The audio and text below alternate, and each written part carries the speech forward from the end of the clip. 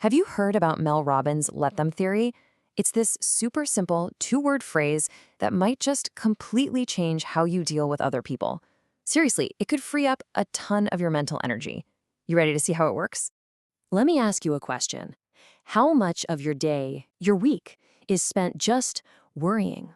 Worrying about, reacting to, or trying to manage what other people are doing, or saying, or thinking. It's absolutely exhausting, right? Well, that feeling of frustration is exactly what we're going to tackle. And this brings us right to the heart of the problem. We live in a world that is, for the most part, totally uncontrollable.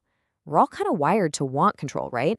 But we're constantly fighting this losing battle against the one thing we can never, ever control: other people. I mean, really think about it for a second. We try to say just the right thing so people will like us. We take on way more work than we should so our boss might respect us. We try to keep the peace so our family won't judge our choices. All of this constant, invisible effort, it's a massive source of our stress and anxiety. And you know what? It's a game we can never actually win.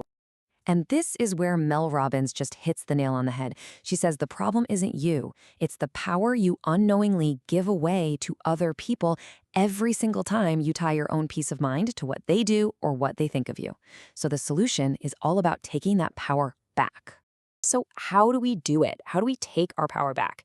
Well, it all starts with this incredibly simple, liberating phrase. It's the first half of the secret. And it wasn't discovered in some research lab. Nope. It was born during a moment of pure, chaotic parental stress. That's it. Just those two words. Let them. This simplicity is honestly the whole point. And the story of how Mel Robbins stumbled upon this is just as powerful as the phrase itself. Okay, so picture this. It's her son's prom night. And, like a typical teenager, he's left pretty much everything to the last minute. So Mel is in full-on mom in crisis management mode. She's trying to orchestrate the perfect evening, but every single one of her well-laid plans is just hitting a brick wall, leading to a classic parental meltdown. It all started with this corsage she'd so carefully chosen. Turns out, her son's date didn't want it. Ouch. Then came the dinner plan, or, the lack of a dinner plan.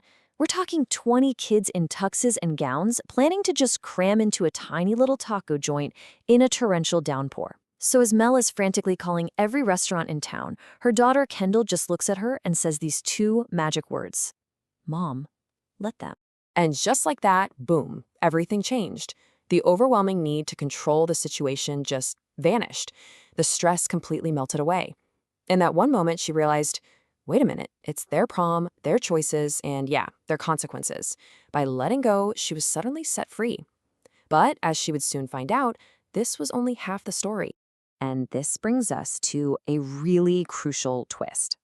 Because it turns out that just using let them all by itself can actually be a little bit dangerous. It can lead you down a path of feeling isolated and superior if you don't understand the full picture. So here's the second key story. Mel is just scrolling through social media, and she sees photos of a group of her close friends on a trip together, a trip she wasn't invited on. The hurt is immediate. That feeling of being left out just kicks right in. And her first thought is to use her new favorite tool. Let them. Let them go without me. Fine.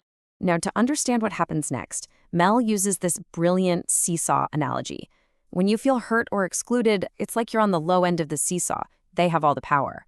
Saying let them is like pushing off the ground. It shoots you way up, and for a second you feel powerful, superior, detached. But look where that leaves you.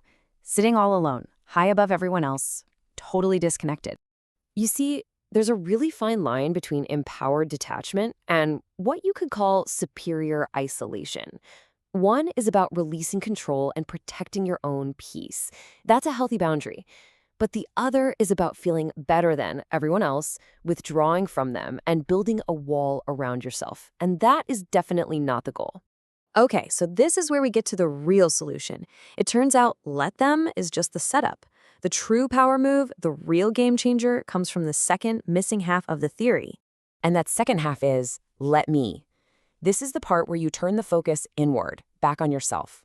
So after you let them be who they are, you must then take responsibility for what you will do next. You start reacting to them and you start acting for yourself. This is how you truly, finally take your power back. So here it is, the complete theory in all its glory. Step 1, let them. You acknowledge you can't control the other person. Step 2, Let me. You decide how you are going to respond. It's a simple but really profound shift from pointing fingers externally to taking charge internally. So let's jump back to that friend's trip story. Instead of just sitting alone on her high and mighty seesaw, Mel applied step 2. Let me be honest with myself. Have I actually been making an effort with these friends lately? And the honest answer was no, she hadn't. So the let me action wasn't to stay bitter. It was to reach out, to reconnect, and to take responsibility for her role in the friendship. So how do you actually use this in your day-to-day life? Well, you can think of Let Them plus Let Me as a brand new operating system for your brain. It's a framework for navigating life with way less stress and a whole lot more intention. Okay, let's run through some real-world examples. Your boss won't promote you? All right, let them overlook me and let me find a job where I'm actually valued. Friends don't invite you out? Okay, let them have their plans and let me host my own event and create my own fun. Your family criticizes your life choices? Fine, let them have their opinion and let me live a life that aligns with my own values. You see how that works? It's empowering. Now, I want to be really clear about this. This isn't about being passive. It's not about letting people walk all over you. It is the exact opposite. It's about being strategic with your precious energy. You stop fighting a battle you were never going to win, controlling other people, and you redirect all that power toward the one thing you can control, yourself. And that brings us to the final and maybe the most important question of all. When you finally stop wasting all that time and energy trying to manage everyone and everything around you, you get it all back. So the real question isn't just about the theory. It's about you. What will you choose to build, create, and become with all of that reclaimed power?